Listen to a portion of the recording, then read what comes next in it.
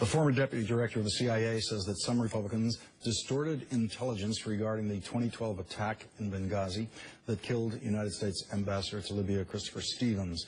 The New York Times reports that Michael Morell, in his new book, dismisses the allegation that the United States military and CIA officers, quote, were ordered to stand down and not come to the rescue of their comrades.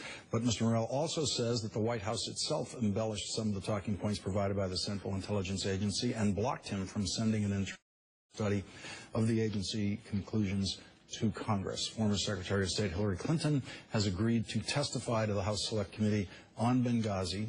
Back with us is Democratic Congressman Adam Smith, who is a member of the House Armed Services Committee. He is also a member of the House Select Committee on Benghazi. Congressman Smith, how does Deputy Director Morell's new revelations in his book affect the current state of knowledge of what's going on here? It doesn't change it at all. I mean, we've had this investigated, I think it's 9 times, with the Intelligence Committee in the House being the most recent. And, you know, the talking points, CIA's involvement in it, who spun it this way, who spun it that way. I mean, that's been talked about for a very long time and reported on in, like I said, a number of official reports. And I mean, the real issue here, as we've learned, is this new Benghazi committee is all about partisanship and politics. It is all about the 2016 presidential election and not about trying to figure anything new out about Benghazi. And I think that's unfortunate. But that's the way the committee's headed. So I don't think it changes the equation.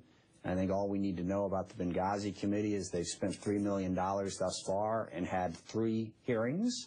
Well, I'll throw one other thing out there. And they seem to want to push this as close to the November election as possible. And this is something that could have been wrapped up months ago. It wasn't necessary in the first place, but it certainly could have been wrapped up months ago if indeed they were trying to figure out something of a substantive policy nature. And Congressman Smith, the totally legitimate grounds for congressional hearings after Benghazi is what about the security issues? What about State Department security, embassy security? What happened? Was there a failure? What else do we need to do? What other resources might we need? On that, apparently, Mr. book, which no one has yet, the New York Times got a copy. According to the Times, they say in his book, Morell is critical of the State Department for not beefing up security in Libya for its diplomats, as he said the CIA had done for their employees. Yeah, no, and that's something that has come out in, I think, just about every one of those reports that I just cited. Look, it is not that what happened in Benghazi shouldn't have been investigated. It absolutely should have been investigated. 4 Americans died, and they shouldn't have. What went wrong? What could we do better in the future? Those were questions that demanded answers, and we did that. We had an independent panel. Like I said, we had several committees that looked into it. That has been investigated. What the Republicans want to do is they want to drag this out as far as possible because, look, I'm a Democrat, but you got to be honest about it. This was a bad moment for the Obama administration. Now, every administration that I'm familiar with has had these bad moments. It's a big, nasty world. Ronald Reagan, of course, had Beirut. You know, Bill Clinton had Somalia. George W. Bush had 9/11.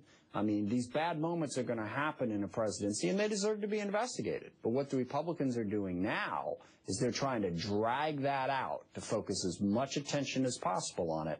And, you know, I think that's partisan, political, and not the way Congress should be conducting itself. Congressman Adam Smith, that's our last word tonight.